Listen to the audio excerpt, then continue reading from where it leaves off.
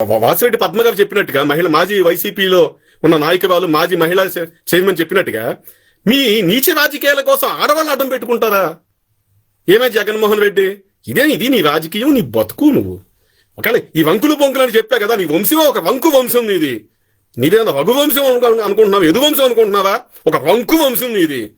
నీ తాతకే దిక్కులేదు అక్కడ, నీ తాతకే లేదు. ఇది పుష్ప సినిమాలో ఉంటుంది కదా, పుష్ప ఎలా పుడతాడు, ఆ పుష్ప పుట్టాడు మీ తాత.